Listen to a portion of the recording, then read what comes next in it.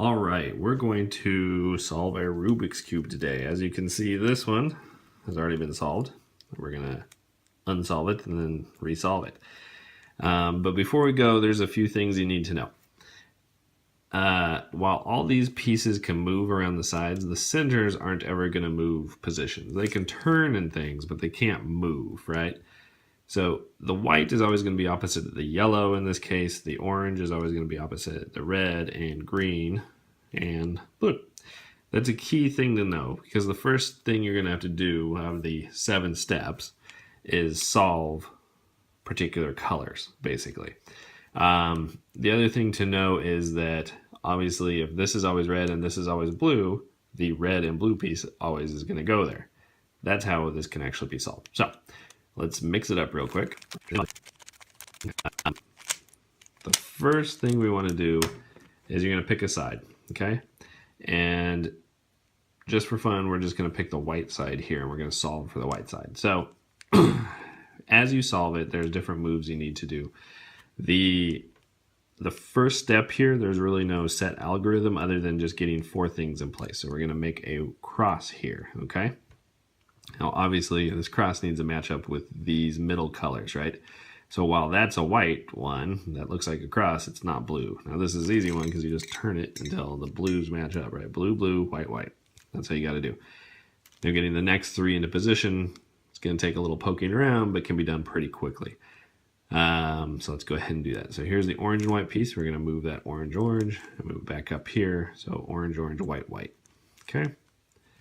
There's the red one, so we're going to move it around here. We need to move the red up to match, but you see that moves another piece out of the way. So there we go. You got 3 whites. It doesn't matter what these are. They can be whites or not. You're going to have to fix those later. There's the green one. That's the one we're missing. We move over to the green and move it up. Voila. You have the cross, okay? Now we're going to move these into place, and this is the first quote-unquote algorithm that you're going to need to use. So it's pretty simple. You just need to find the right corner piece, right? So this is the blue side, this is the red side. So you need to find the white corner piece right here with blue and red. Now it's in the correct location, just not at the right position, right? So another thing to know as we move through these, I'm gonna be saying right side up or down, top, clockwise or counterclockwise, left, although we only move that once through the entire thing. In the system I've learned, you never use the back, you never use the bottom, and sometimes the front. So mostly it's gonna be this right-hand side. So this move, we wanna move this lower here, right? So we're gonna move it out of the way. So there's your cross, and here's our white, red, and blue square. So in order to do this with this under where it needs to go, we're going to turn it down, right side down, and then the bottom to the right, and then move it back up. As you can see, it's back up in this position. However, it's still not in the right order, okay? So we're just going to go down, over, up. See, it's here now. So we'll move it back, down, over, up. And as you can see, now it's in the right spot. So that's what we're going to do for each of these 3 remaining corners. Just need to find the right one. So here's the blue and orange and white. So we're going to move it under the blue and orange side where it needs to go. Down, over, up. There you go. So let's see. Here's the orange and green one. Orange, green, green, orange, white. Right below where it needs to be. So again, down, over, up. So it's in the right position, just not the right orientation, right? Down, over, up, moved over here. So we're going to bring the bottom back. Down, over, up. Almost there. This one is in the right position, so we just need to move it below, right? Down, over, and up. Move this one back over. As you can see, it's right here. Down, over, up. Still in the right place, but not the right orientation. Down, over, up. Move it back. Down, over, and voila. You have your white side, and you have this first ring around the top here, and it matches the middle color, okay? Now we're going to flip it upside down, so the white is on the bottom. At this point, we don't care about the yellow on top. It can come in and out. It can be all full. It doesn't matter. We'll get there. So at this point, what we want to do is solve for this middle layer, okay? To do that, as we saw earlier, we know that this is green and this is orange. Then the green and orange piece needs to come here. So there's two ways of doing this. One, excuse me, we're going to move the green and orange piece to the right, so it just flops over here. If it was green and red, we'd want to move it to the left over here, and I'll show you both those moves. So if you position the green over the green, right, if you're going to the right, you put it over there with this facing you. So we're going to turn the upper to the right, and then the right up, upper counterclockwise or back, right down, upper counterclockwise or back, the front counterclockwise, the top or upper part clockwise, so it lines up all the whites here, and we're just going to move the front clockwise or down, and that lines up the white again. You have your green back in place, and look at that. Your green and orange piece is there, okay? So now, let's see here. We got a red, and a green, so that's going to fill in this one. So it's the exact same move we just did. Ready? Going to go a little bit faster this time. Up, right, upper back, right back, upper back again, front, counterclockwise. We're going to take the top over here so it lines up with the white. We're going to put it back down. You can see the red and green are right here. Okay? So let's take this one. This is a blue and orange, so this is going to go backwards. So this goes to the left. So this is a different algorithm than the one we just used.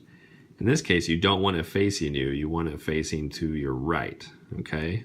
So the side it's coming to is what you're going to be looking at. So here, we're going to go right down, front counterclockwise, right up, upper portion clockwise, right up, upper portion back, right down, and there's your whites again. You're going to move them back to the bottom so everything's back in place.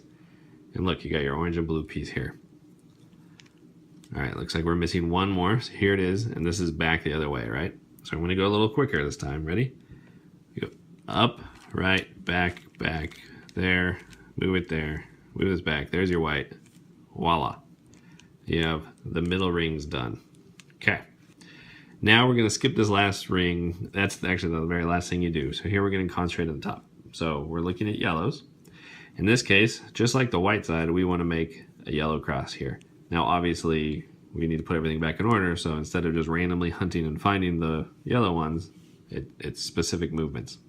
It's a pretty easy movement. It's 3 moves one way, and then those 3 moves another way, just in a slightly different order. So what we're looking at doing here is to make a horizontal line first. Now here I have no patterns all. If you have a horizontal line or a vertical line, just turn it in horizontal. It doesn't matter what way this is going. If you're not there yet, you might have this pattern here where it's basically a right angle, right? If you do, you want that open space or that piece up here. It could be yellow or not. So I'll show you what that looks like in a second. So here we're basically at the furthest point away we can get. So you can go front face clockwise, right side up, top clockwise. Okay? Then we're just going to reverse that in a slightly different order. We're going to bring the right side back down, the top counterclockwise, and here's your white, so you're going to put the face back down. And here you can see is the pattern I was talking about, right? These 3 in a row, and I want this facing that way again. It doesn't matter if this is yellow or not. Ignore that. You just want this pattern. Here we're going to do the exact same thing. Front face right, right up, and top or upper level clockwise. And we're going to bring the right side down, top level back, then the front counterclockwise, and there is our horizontal strip. Okay? Again, you don't want vertical, you want horizontal. If it is like this, flip it around. It doesn't matter. Or turn the whole thing. Okay, we're going to do this move one more time. Front face clockwise, right up, top clockwise, right down, top counterclockwise, front face counterclockwise. Cool. There's our cross. Now here, we have one move, and depending on what else is here in these spots and this spot, it could be a series. We're going to do the move. You could do it once. You could do it 5 times, basically. Here, we're going to have to do it a few times. So if you have this pattern, you want this yellow thing here. You don't want this. You want to start here. You could also have a pattern where it's these 6 and this one here. You want it facing this way with a filled-in color on the bottom. If you have just open cross, awesome. You want to, and we'll get there because you have to get there to get through here. You want the side with no yellows if you have a cross. We'll show you what that looks like. So starting here, if you have something that looks just like this but is missing this piece or this piece, hold on, we'll get there. So we're going to go right up, top clockwise, right down, top clockwise, right up, clockwise twice, and down. So here's that what I showed you with the missing piece. So in this case, this is actually where you want to be, where you're only one move away. If, and I call this the fish, right? It looks like kind of like a fish.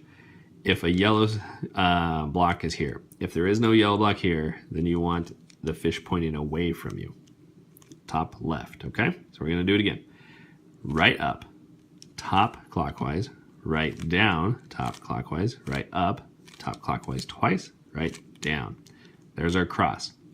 So earlier I said you want to find the side with no yellows, and here it is. See, yellow, 2 yellows, yellow, no yellow.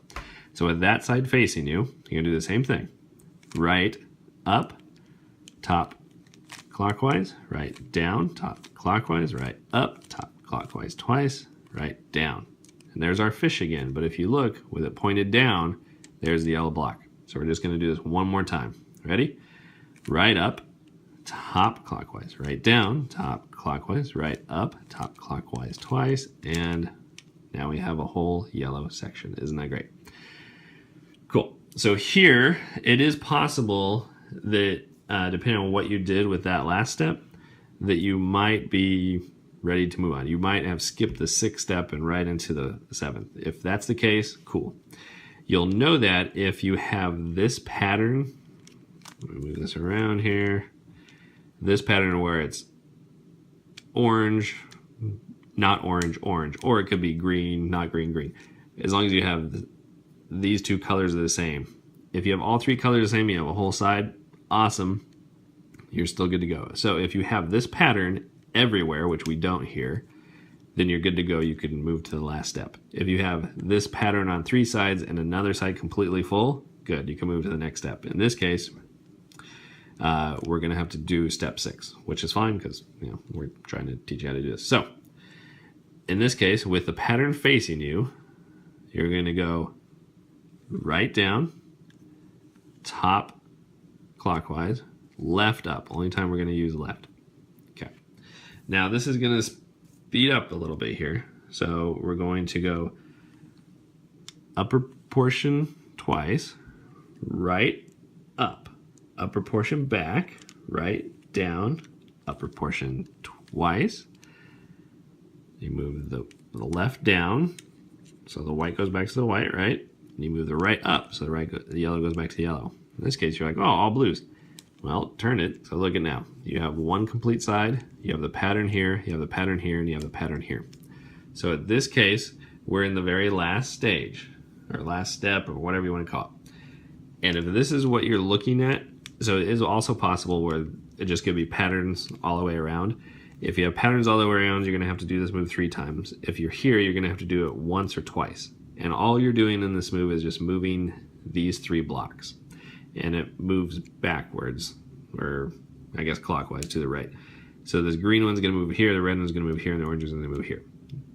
Then we're going to do it again, and they'll all move in the right place, and you'll have solved a Rubik's Cube. So, looking at this, holding this way, you're going to, if you have a full back or a full color on the sides, you want that facing away from you, okay?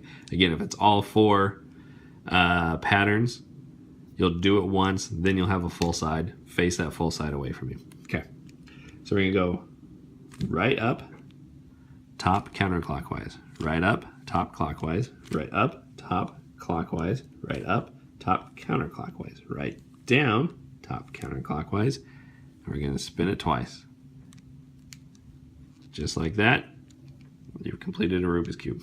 Again, you might have had to do that twice, depending on which way your 3 squares were doing. If you had 4 patterns instead of 3, you'd have to do it 3 times.